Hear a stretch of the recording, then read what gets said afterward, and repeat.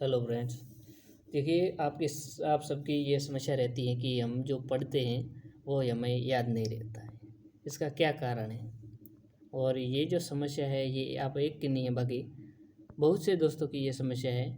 और हर कोई की ये समस्या होती है पहले पहले कि हम जो पढ़ते हैं वो हमें याद नहीं रहता है। तो ऐसे कौन कौन से तरीके हैं, ऐसे कौन से रूल हैं जिनका फॉलो करके हम अपने जो अध्ययन सामग्री है उनको याद रख सकें। तो इसके लिए कुछ जो तरीके हैं जिनको फॉलो करना ज़रूरी है। पहली बात है कि देखिए कुछ प्लानिंग के साथ पढ़ना पड़ता है। ऐसे नहीं कि डायरेक्ट जो जो किताब मिली जो उठाकर पढ़ने लगे और ऐसे कहे कि याद नहीं होता है। तो इस कुछ तरीके से अगर पढ़ाई की जाए तो हमें सफलता मिलना बहुत आवश्यक है। तो इसके लिए क्या करेंगे, सर्वप्रथम कोई भी पेज है उसको क्या करना है, एक बार पढ़ना है। पेज है, कोई टॉपिक है, मान लो कि हमें उसको कवर करना है। सर्वप्रथम क्या करेंगे, उसका एक बार अध्ययन करेंगे। और अध्ययन भी पूर्ण रूप से मन लगाकर करेंगे। मन लगाकर उसमें पूरे के पूरे शब्दों को पकड़ने का प्रयास करेंगे, वाक्य को समझने का प्रयास करेंगे। एक टॉपिक कोई भी ले लिया, उसको हमने एक बार पढ़ लिया पूरा का पूरा। क्या करना है, एक बार पूरा का पूरा समझ समझ के उसको पढ़ लेना है।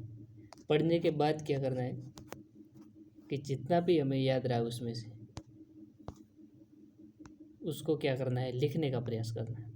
एक रफ पेज ले लिया, अब उसमें से कितना याद रहा है वो सारा लिखना है। उसको ज़रूरी नहीं है कि जमा जमा कर आप लिखो, जैसे भी है आप कहीं पर भी कैसे भी वो वाक्य लिख सकते हैं, ठीक है।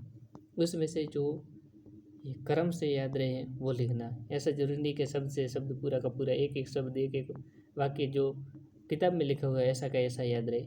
आप अपने शब्दों में भी लिख सकते हैं, ठीक है। रफ पेज में आपने पूरा का पूरा वो लिख लिया। एक बार लिखने के बाद आपको क्या करना है, दोबारा पढ़ना है। अब दोबारा पढ़ोगे तो आपको इतना समय ज़ाया नहीं होगा जितना कि पहले पढ़ने में हुआ था, क्योंकि एक बार तो आपने समझ लिया है। अब सिर्फ आपको उसको पढ़ने की ज़रूरत है। जब आप दूसरी बार उसको पढ़ोगे तो कुछ ऐसे शब्द आएंगे जो पकड़ में आएंगे जो आपके छूट गए थे जब आप लिख रहे थे। लिखते समय कुछ ऐसे शब्द छूट गए थे, आप उनको पकड़ने का प्रयास करोगे। तो इस प्रकार आपका क्या है, जो अध्ययन है वो पूर्ण रूप से होना संभव होगा। पहली बार तो आपने पढ़ा तो कुछ ऐसे शब्द होंगे जो छूट गए होंगे, आपने लिखा भी है उसमें से पूरा याद नहीं रहा होगा। जरूरी नहीं है कि सारा का सारा एक बार में याद हो जाए।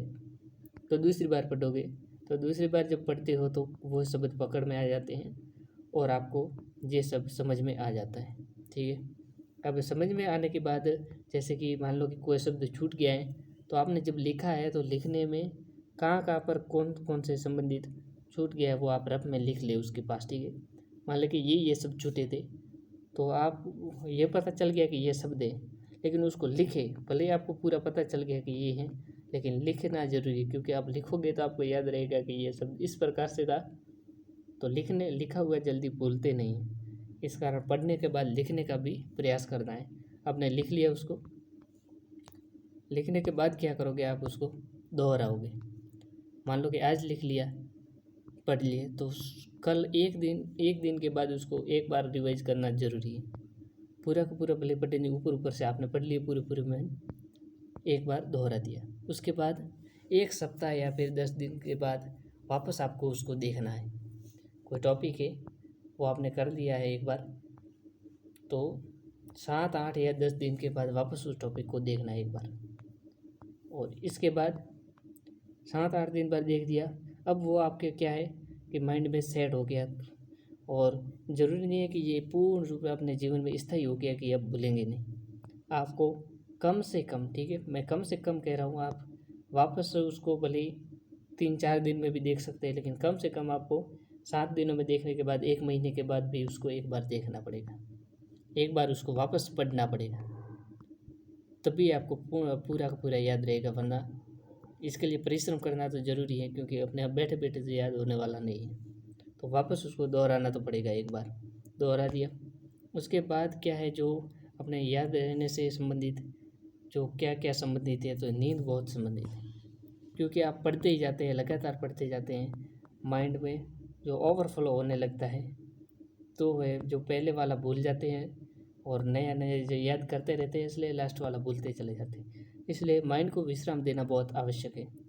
आप पूरी पूरी की नींद लें आराम से और माइंड को फ्रेश रखने का प्रयास करें। उसको ज़्यादा बोझ नहीं होना चाहिए माइंड में, एकदम फ्रेश रहेगा पढ़े।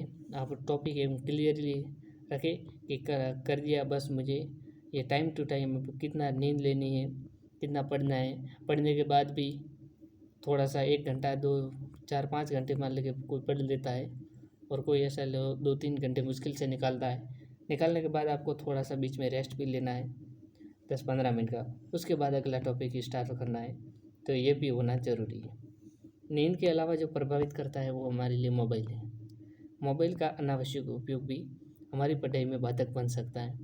जैसे भी आपने पढ़ाई स्टार्ट कर रहे हैं उससे पहले आपने कुछ देख लिया, गीत वगैरह सुन लिया है या फिर नाटक वगैरह जैसे कुछ भी देख लिया। अब जब आप पढ़ाई करने बैठते हैं, किताब हाथ में लेते हैं, तब वे अपने माइंड में नहीं आने चाहिए।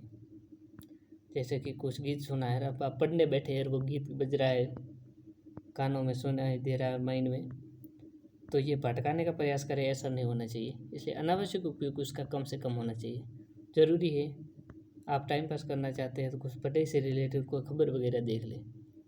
और गीत वगैरह सुनते हैं तो ये समझ के रखें कि जब आप पढ़ते हैं तो आपके अगर प्रॉब्लम हो रही है तो इस समस्या से समझ जाए कि ये प्रॉब्लम है, तो उसको आपसे कम से कम उपयोग करने का प्रयास करना है। ऐसा नहीं है कि आप बिल्कुल मोबाइल का उपयोग करना ही छोड़ दें, ऐसा तो हो ही नहीं सकता है आज के युग में। तो ये कोशिश करें कि कम से कम उसका उपयोग करने का प्रयास करें। तो ये कुछ मुख्य बातें थी जो आपको याद रहने से संबंधित। अगर इनको आप फॉलो करते हैं तो मुझे उम्मीद है कि आपकी पढ़ाई में बहुत सुधार आएगा और आपकी ये समस्या है ये पूर्ण रूप से तो ख़त्म नहीं हो सकती, लेकिन 90% तक ये कह सकता हूँ कि इसमें सुधार आ सकता है।